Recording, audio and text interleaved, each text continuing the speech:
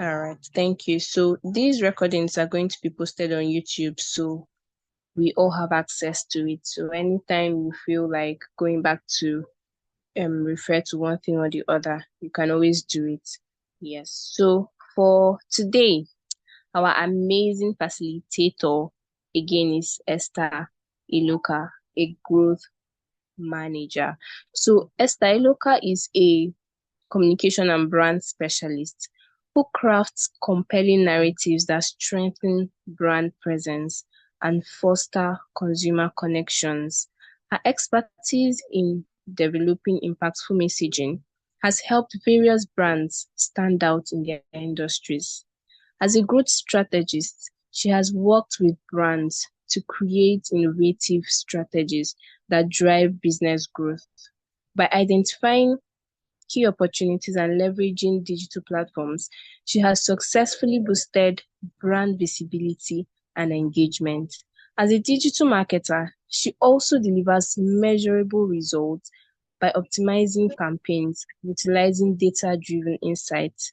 Her efforts have consistently helped brands land sales and secure a competitive edge in their markets. So today we want to listen to the amazing Esther Iloka. So help me welcome our amazing Esther Iloka.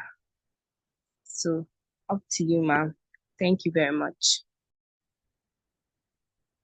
Thank you, Mfom, for that amazing profiling. Thank you so much. Good evening, everyone. Good evening, Jomiloju. Good evening, Mfom, Fivo. Thank you for joining the class. Our second day of our boot camp. We started off with 2 days ago with the product, how to work in a environment, a product design environment, and how to be a team player and how to give your best. And then we moved on into our various tracks yesterday, and we spoke about a lot of things as regards tech sales and what tech sales is all about. Why would you want to go into tech sales? The benefits, the pros, the cons, and all of that. I also mentioned that tech sales is something that you can, do by the side, like a side hustle, while you're still going ahead with your main job. I mean, we talked about a lot of things, and we also talked about the skills. First of all, we said tech sales is basically, as simply put, you selling technology, whether it is hardware, it is software, whether you want to go into cloud computing and cloud storage, whether you want to go into consulting, like companies and people reach out to you for, help and advice, whether you want to go into AI and just create, give and provide AI software and all of that. So yeah, we spoke about all of this, right? And we spoke about the skills that you need to have as a tech salesperson. We spoke about being a very knowing your crafts. Imagine if someone tells you, the recent Apple laptop, what does it have? And then you're looking, you're blank. You should have an idea of your craft, or probably the recent ChatGPT or the recent cloud or the recent binge what software. Can it do this? Can it do this? And you're looking. So you have to have a solid foundation of your craft. You have to be a very good communicator to be able to convince your prospective that what you have for them is the solution to their problem. You have to be a good communication. You communicator. You have to have a good negotiation skills, right? You have to you have to be open to collaboration. You can't say you're a one man person. And I remember we also gave a good typical example of tech sales environment, and we said your computer village at Ikeja is a very good example of has all the features of tech sales business. You have, you can see them, they are very good communicators. They end up convincing you to actually patronize them, even when you don't want to patronize them, or even when you have something else to buy. You can see that spirit of collaboration in the sense that you walk into a shop and maybe they don't have what you have, and then they're telling you, come, let me take you somewhere else. And then they go to another shop, and then probably that one has what you have, and then you end up buying, and of course, they put their own percentage. So that's the spirit of cooperation I taught you. We spoke about yesterday. And you have to be good at networking. You need to know people. Even if you don't know people like that, you need to know where to be at the right place. We also talked about advertising. Advertising is very important, right? I also mentioned that you can even walk up to these guys who are wholesalers, tell them that you want to sell for them.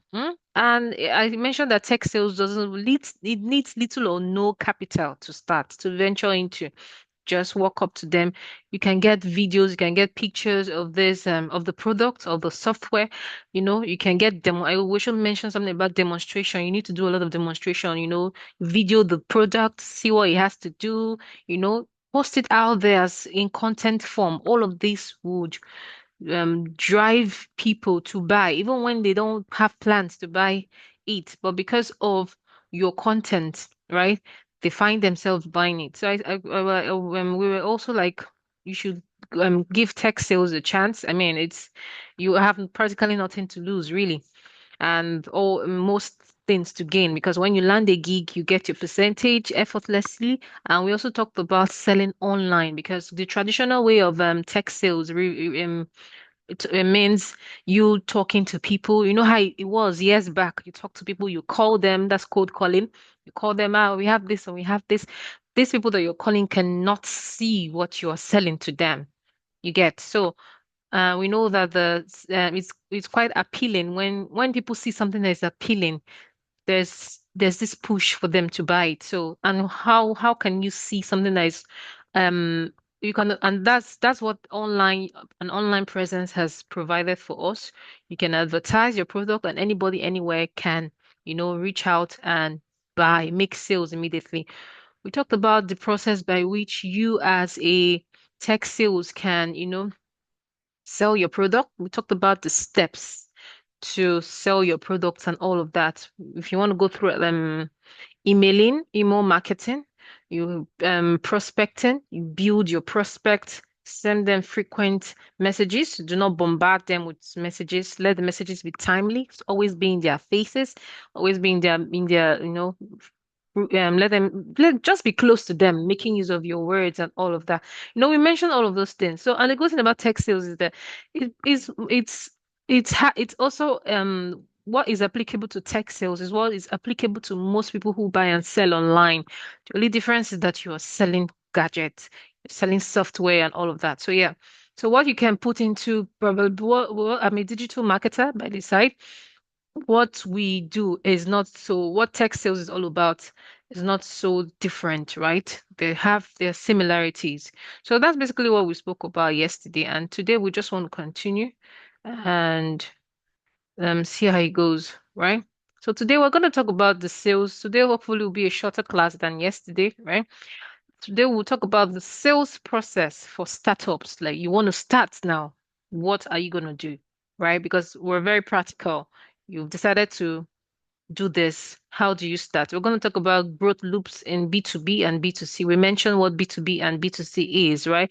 B2B, you're selling, you're probably working in a company and your company is selling to other companies.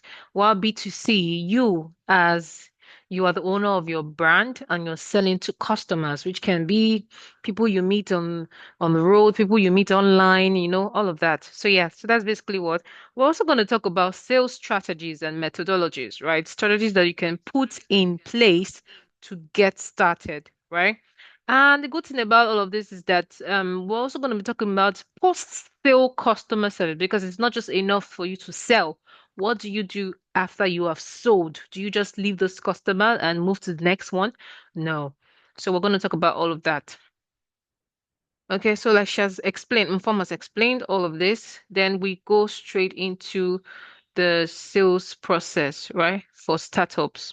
Now, when you talk about sales process, you have to the first thing you should do is that, okay, I know I want to do this. I have to set up my CRM, right? I remember yesterday we spoke about customer relationship management. It just basically shows all the activities that you have to do in maintaining or in managing your customers, prospective, those people that you have not bought from you or those that have bought from you in the past, right? It's a pipeline, it's a process. So it involves a lot of things, right? So you have to choose which path are you going to be using. Am I going to be going through email marketing, right? So you have to study that landscape. You know, have to have a knowledge of copyright. Trust me, all of these things are not so big deal, right? They're not so intimidating as they start as they sound. You only, like I also mentioned yesterday, knowledge is quite close to us. You only need to go to YouTube and, Google all of this. How do I, structure my messages, my emails to send messages to prospective clients, and they will show you how to do all of these things. So, right? So you have to choose a good sales CRM, right? And then CRM includes four primary objects, right? We have the leads, we have the account, we have the contacts, and we have the deals. The leads are your clients, people you want to sell to, prospective or otherwise. You have your account. Your account is like a group of contacts. Now, I also mentioned yesterday that sometimes you're online and you see some ads just pop up and you decide to just satisfy your curiosity. Probably they're advertising something that is nice, like maybe a content creator, they're advertising something like a ring light, and you're like, okay, this is making sense, or a laptop, or a mic. Let me just continue, and you go, and then the next page you see yourself is the landing page, which gives you more information. It's a process. Then the next thing you do is that you go to your they direct you to probably their websites. I mentioned that, and then probably then the next thing where you get to see other products if there are any, and then the next thing they probably land you. You probably go. They probably send you to the next page, which can be the purchasing page, right? And all of that. So, how do you get people contact?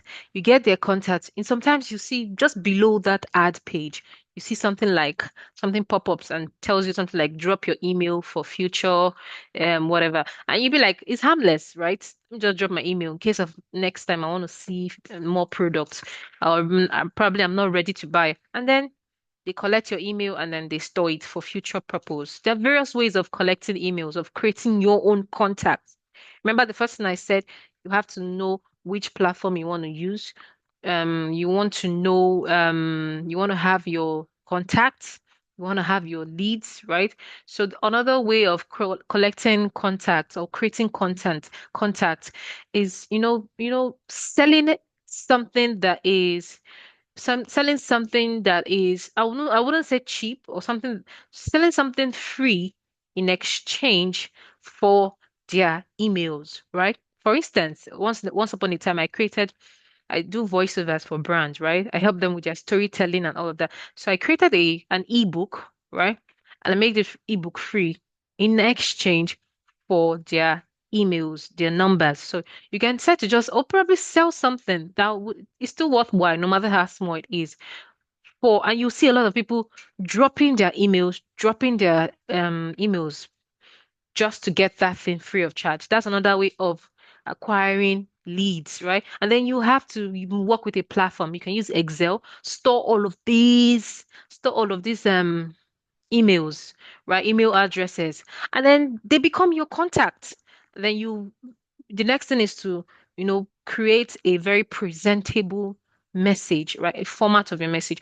For your email, there are actually some automation tools that you can use for your email. Trust me, it's not so hard, right?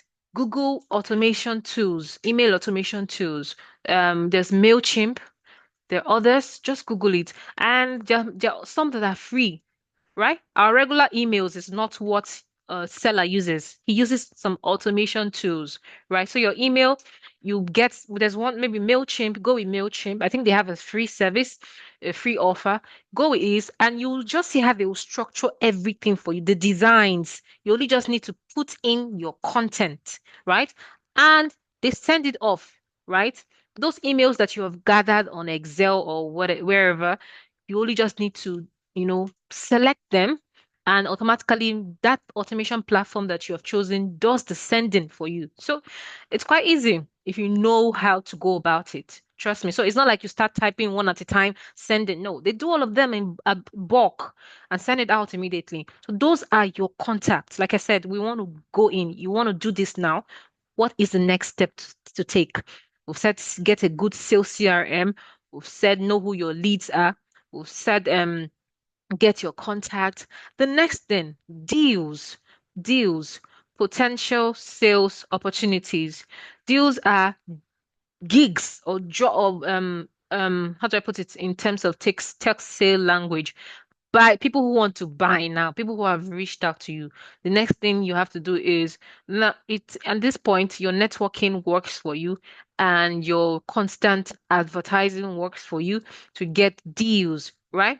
Now, for a lead qualification process, this is a process whereby you get to know if a particular lead. Now, a lead is not yet a sealed deal, right? It's just something that may likely work, probably something that is in the process, somebody who's talking to you about a particular product or service, right? Now, the lead qualification process, what goes on under this lead qualification process is what I've been talking about, getting your contact, sending them messages, not just any kind of messages. Don't be in their faces. Don't act like you're selling.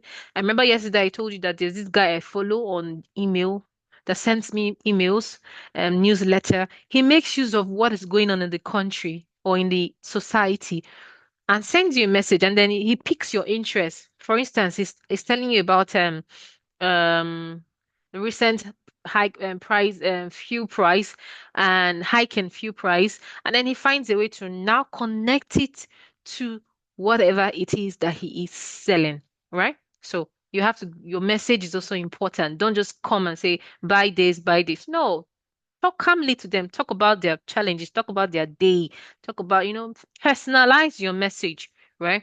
You good. So now we have two kinds of lead, qualified lead and unqualified lead. So qualified lead is a prospect who is likely going to be a potential customer, and unqualified lead is one who is not going to be a potential. You, from your marketing, from your research, you'll be able to know who is likely going to be a lead for you, right? In the future. So yeah.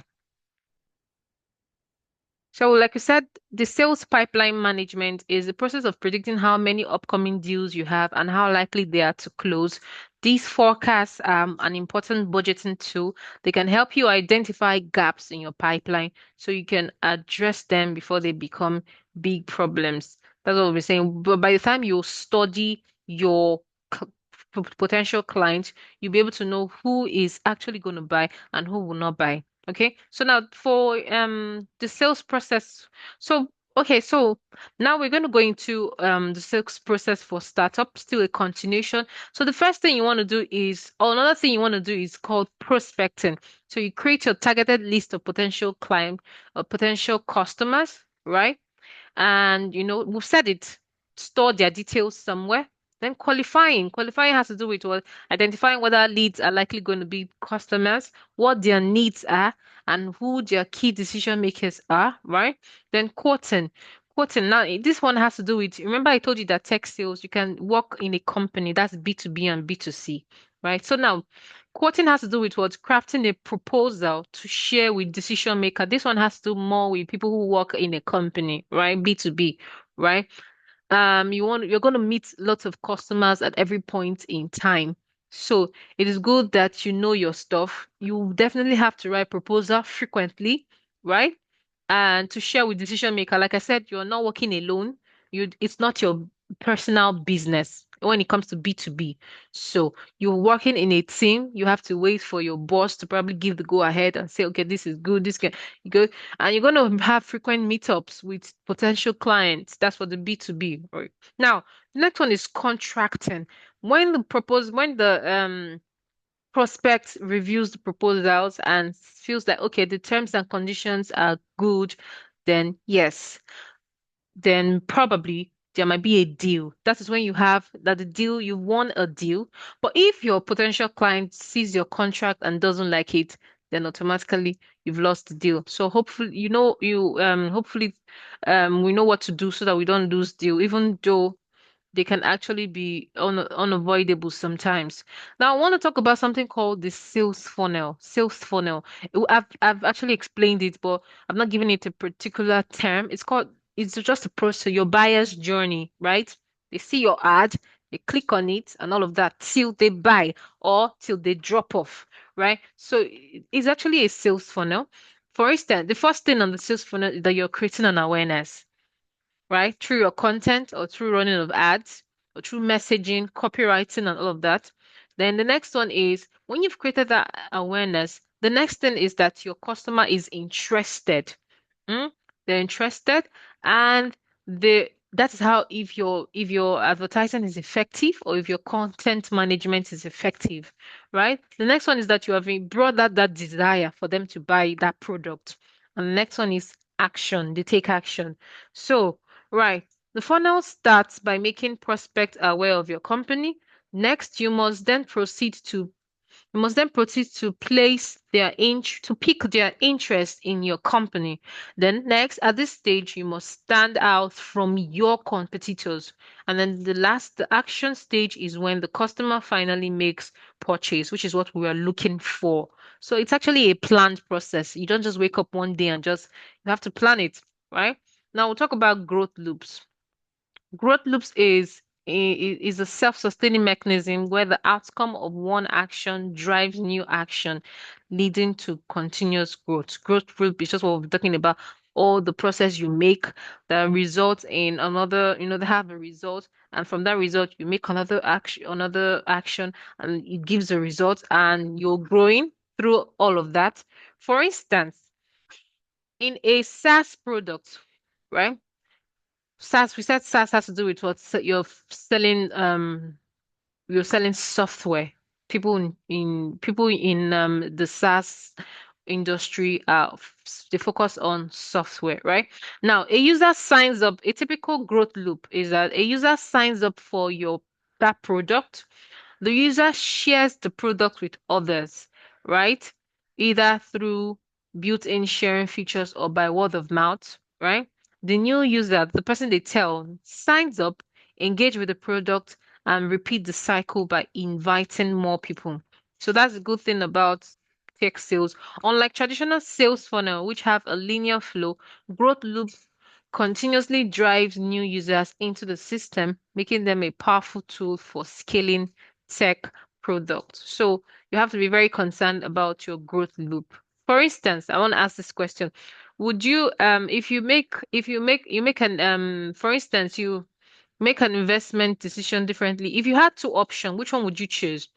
First is an output, probably an initiate you create content, right, to advertise your product, and this content gives you 500 new engaged users this week, right? Just from that content that you created, you get 500 users, and then after that you get nothing. Or you create that content, right? And it gives you 20 new users this week, 22 next week, and all of that. I'm pretty sure we will go with the second one, because that is what growth is all about. Okay, so we move on to the next one.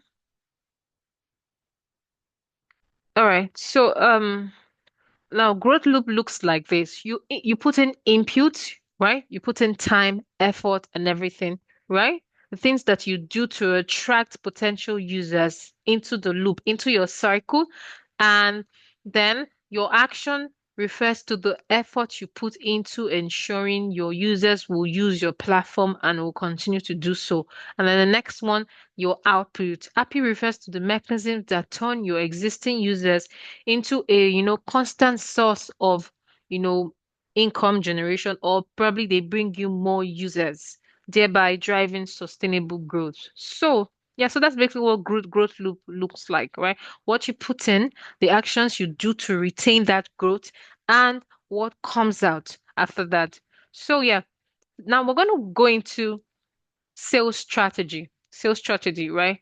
Now, we know that for every business out there, you have to have strategy. Even people who go into Big Brother Nigeria, they have strategy. Basically, our life revolves around strategy, right? You want to get a job, what's your strategy? You want to do this, what's your strategy? Now, this is your strategy, right? For instance, you can we have solution selling, right?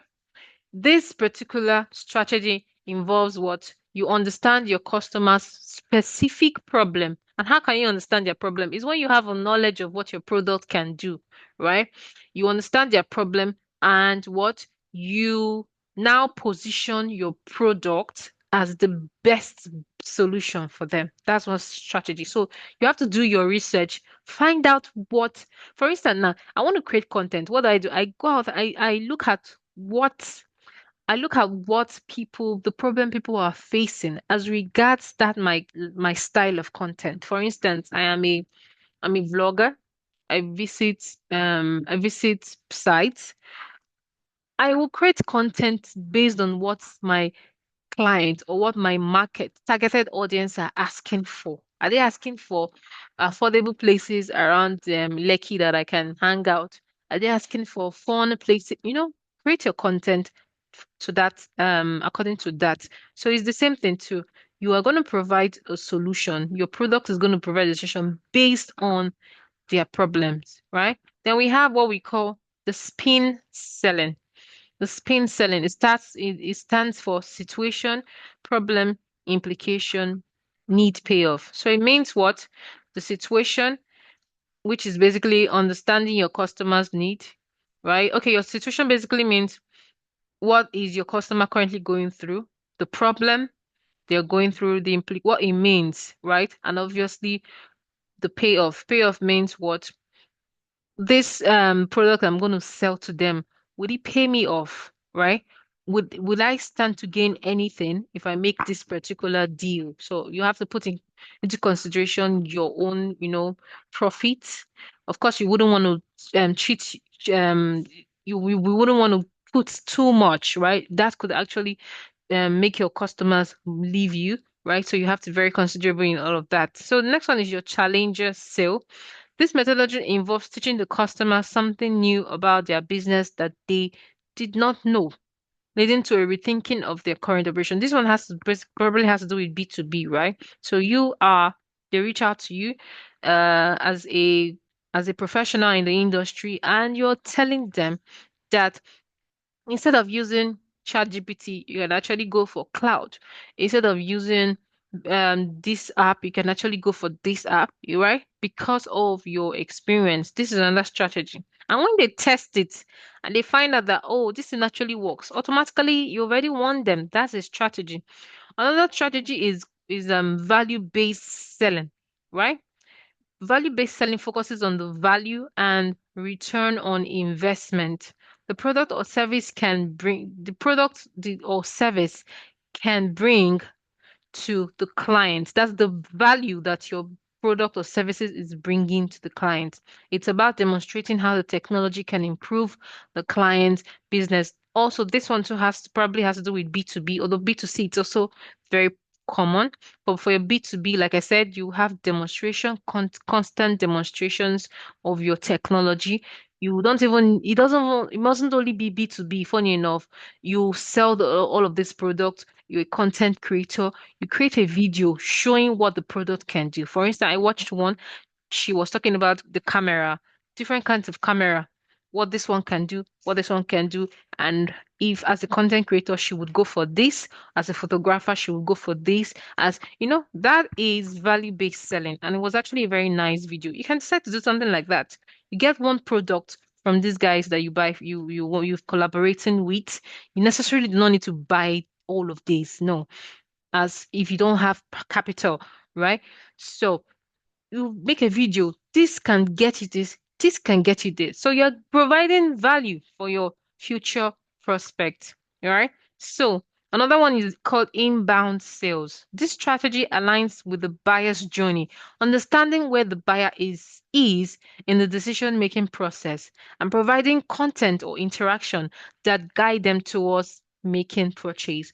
It's still almost related. It's still almost related to what I said previously.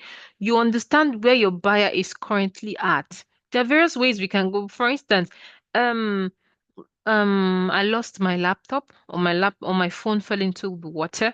What can I do to solve it? Or what can I go for phones that are resistant to water? Or for instance, I want to go into content, but my camera phone is not really good. Or for instance, I'm a student. I need software that can, help me with my assignment. Or for instance, I'm a teacher. I need software that I can use to provide that I can use to teach, give me information real time so that I can add it to my, lesson plan and everything.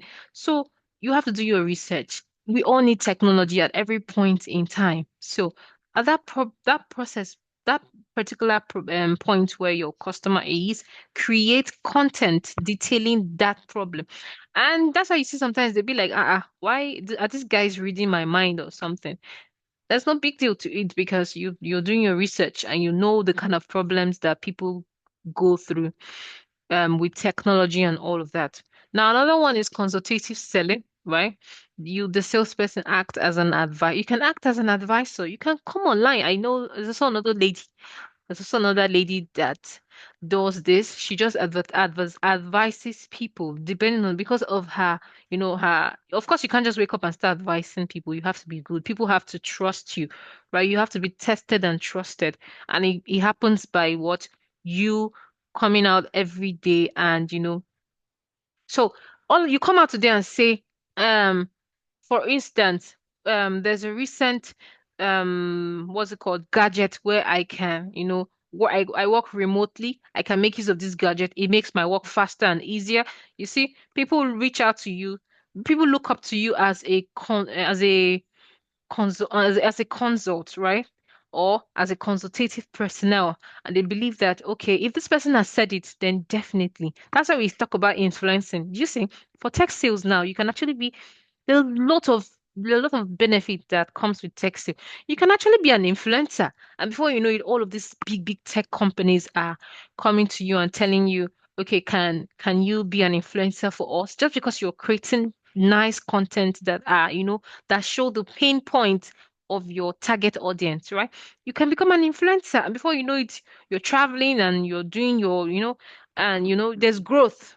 So there are a lot of things that you get to achieve because I mean technology is quite rampant now. It's all over the place, so definitely there's no way you will not see people who you can influence for, right?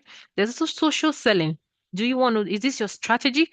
It also involves what leveraging social media platform, right, to identify prospect. How can you leverage social media platform to identify prospects? You go on Facebook groups, you see comments, people saying you can't even type it on your phone. Techno groups that are related to technology. You go there, you see people talking about different things. I need a this thing, no, I need a this thing. You can sell to them, right? Or probably they tell you about problems that they are going through as regards tech. Before you know it, you've gathered all of these problems and use it to create your own content. Hmm? And before you know it, you can even reach out to them. I saw you said this, or you said this, or you said this. I actually do this. I actually do this. Can I get your email so that I can probably? That's just a way of gathering your contact. So I'm building relationship and also engaging with potential customers. So there are a lot of things involved. So whichever strategy you want to do, you have to just, stick to it. And obviously, there will definitely be growth. There will definitely be growth. Now, finally we want to talk about post-sale customer service because some people are all just about I want to sell, I want to sell, I want to sell. They don't know that it is what you do after selling that actually, is one of it's also important. What do you do after selling? Do you just sell and you leave those people, or do you sell and you do something? Now we're going to look at those things that you can do to ensure that you have won the heart of your customers. You win their heart, and they just keep coming back to you. You're just like a go-to for them. We're going to look at them, right? We're going to look at some of them. And the first one is onboarding and training, right? Now, for instance, a company, you sold a very Which technology can we talk about now that you've sold? Probably sold an inverter to a company, right? You've sold an inverter to a company. And it is your job it is your job to help them with the onboarding. It's your job to train them, right? I said, this is how this thing works. This is how this thing works. So if your services does not also include onboarding and training, that's wrong. They also do it, even B2C do it. For instance, you buy a laptop, you put it on, or a phone. This is how this thing works. That is you onboarding them. That is you training them, right? Just as most times some of us already know about these things, right? But you can still do it, right?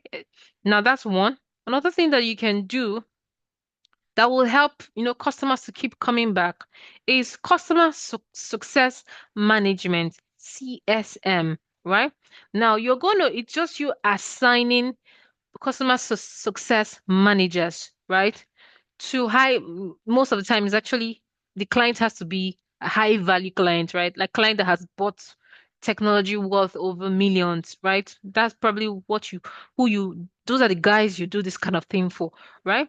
You assign you assign people that would you assign people that will work for you assign people that would, go back and give them regular check-ins, reviews, see how, okay, this is my product that you bought from me.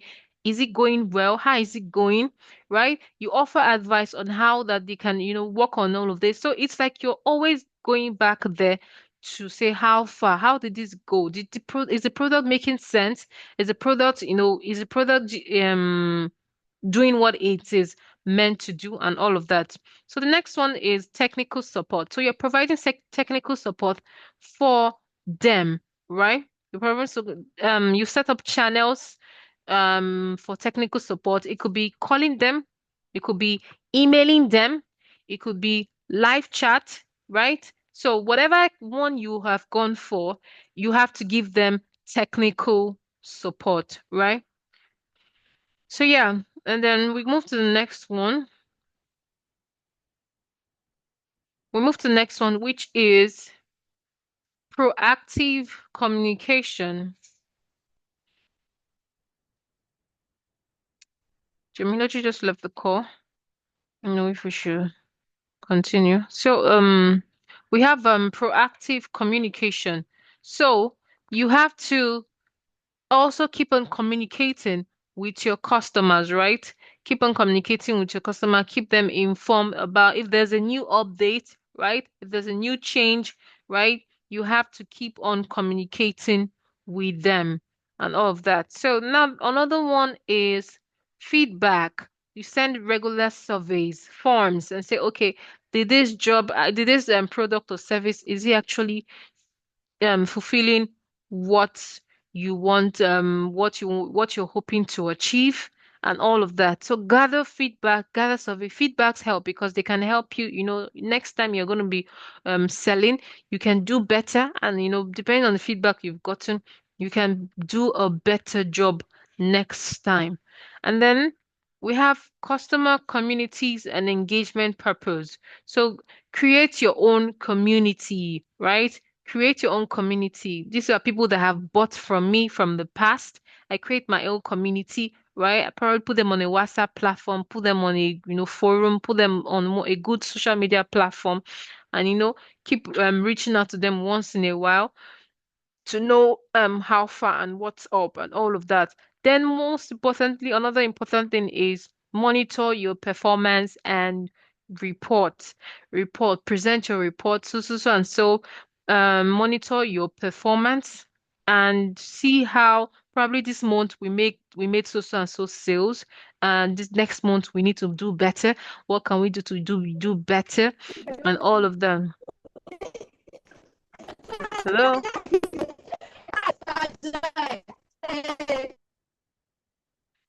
Okay, please, okay, you've unmuted yourself. Anyway, so like I was saying, so like I said, the final thing you want to do is that you want to monitor your progress and create reports. This will help you, right? This month I sold and so. Next month, what can I do to be better, right? And before you know it, you're doing better. Like I said before, another what I said again was that create your own community. right? Community is key. People who have bought from you, create a community. You know who they are. Follow them on social media. Create a community. They can actually speak for you, right? That's why you create a post on LinkedIn and you're having hundreds of likes, hundreds of comments. It's people who know people, right? You have created your own little community. People who always say, okay, I know this lady. I bought from her. I bought from him. I can vouch for them. So no matter how small your community is, create your own community. Probably Facebook, Instagram, right? Create your community and all of that. So yeah, I'm sure that if you can do all of these things post per post sales, you will definitely see a positive outcome with time. So I'm gonna be stopping here. I'm gonna be stopping here for today, yeah, because I mean, uh, um, the turnout today is well, it's still something, and we're grateful for that. Yesterday we had like 4, 5. The other were coming on and off and all of that. But we thank Jumology for joining, and she was here yesterday.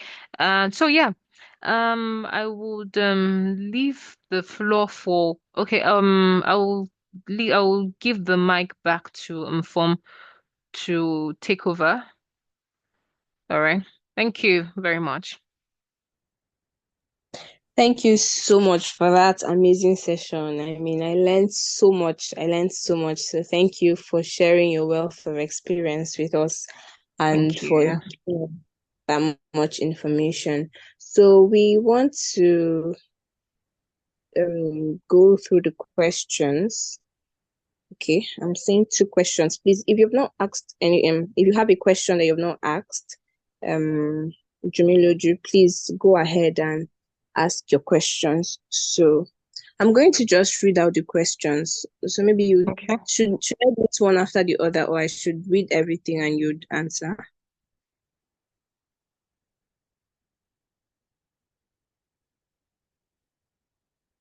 Hi, Esther, can you hear me? Yeah, sorry. One after the other is fine.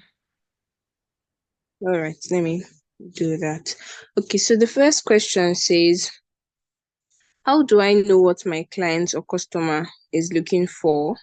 Is there a strategy to accurately know that? All right. How do I know what my client is looking for? Okay. Thank you for Mm. that question. Well, how do I know? How do you know what your client is looking for? That's a good question. Now, I think I may have mentioned it during the conversation. There are various ways you can know what your client is looking for.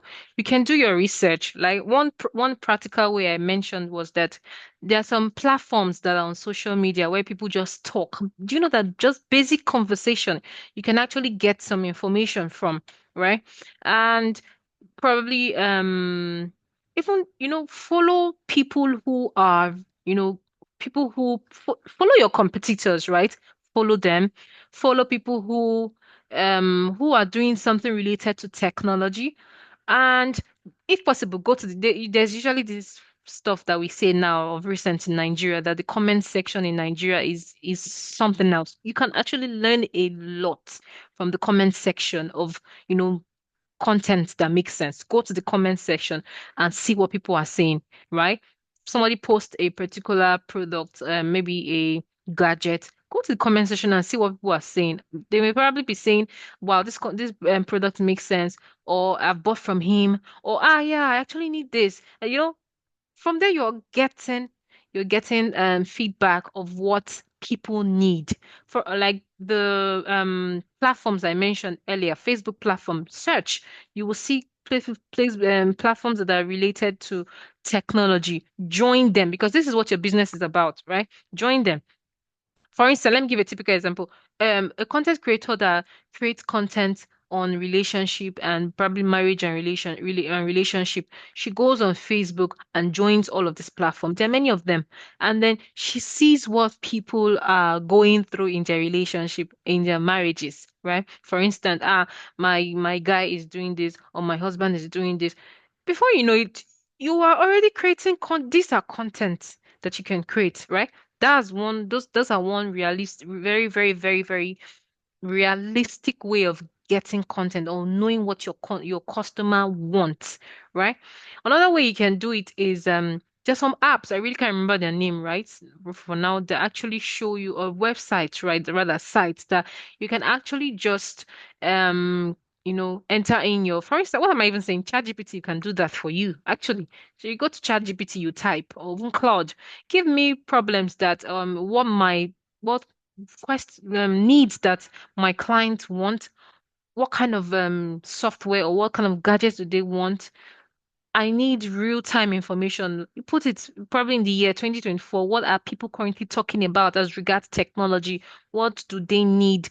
You know, what from what ChatGPT gives you. Now, this one is what technology has given to you. The other one is what you've gotten from real time. Trust me, that's a lot. And then when you gather all of this, you begin to now go to your source. That's if you're a B2C person, go to your source and tell them, do you have a product that can you know, answer this question that can solve this? Do you have a software that can solve this? So it's all about what searching far and wide. Be on social media. For me now, I am always on social media, not for anything else, but to get clients, to sell myself. So social media is a good place to start. And of course, all the technological um um apps that you have there that can actually help you. YouTube can help you. So just search and definitely you get to see what your customers are looking for. Okay. Okay, wow, that's a lot. Thank you so much. Thank you for taking your time to answer that question. So the next question is to tech sales. How can I sell myself to a client without prior experience?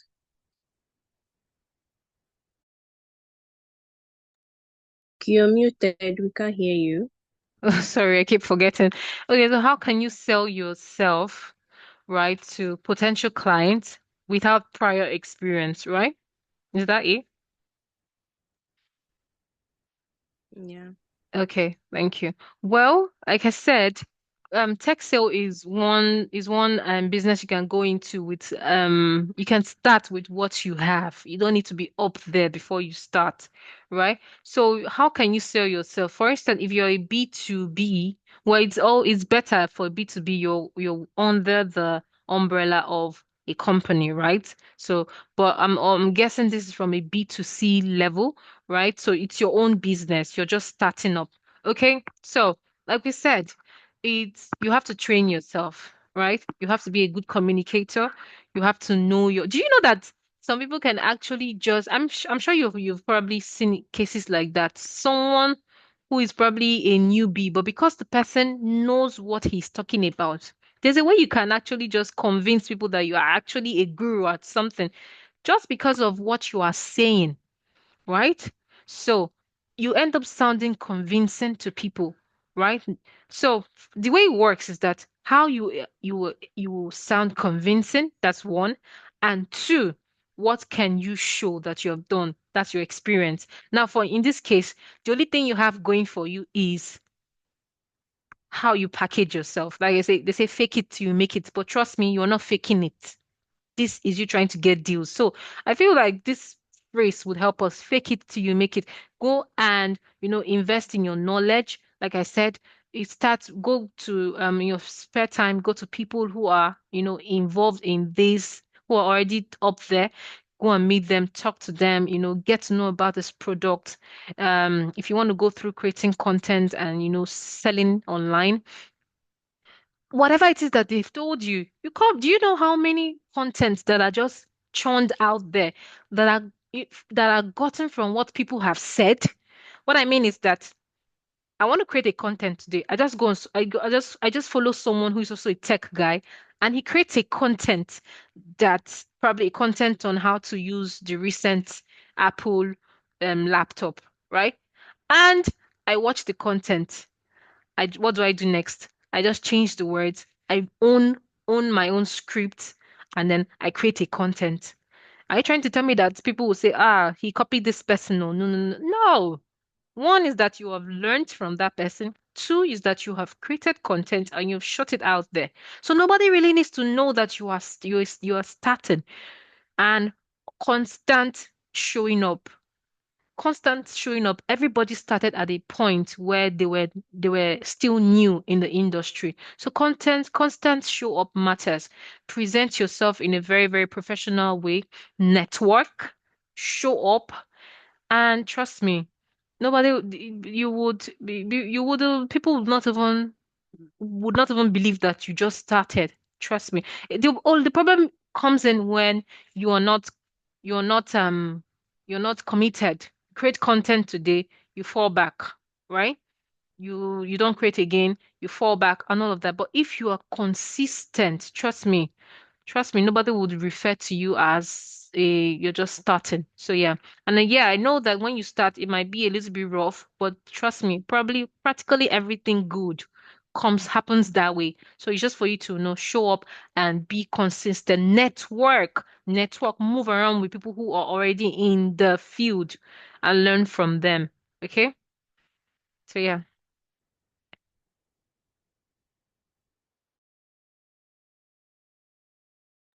Oh wow, thank you so much for that. Thank you so much for that. I believe this is a gold mine. This is I learned so much. Thank you so much for this. You're Thank you. welcome. All Yeah. right, so I think we have come to the end of this one. I don't know if there's any other addition from any other person. Okay, so if there is not, I think we have come to the end. Thank you all. Thank you, Jamiloju, for joining. And for those that would also be watching later, thank you so much for watching. And this is the end, and we have come to the end of the Thank session. you. Thank Thank you you, so much. Mfam. Thank you, Jamila Ju. All right. Hope to see you guys tomorrow at the last class. All right. Thank you very much.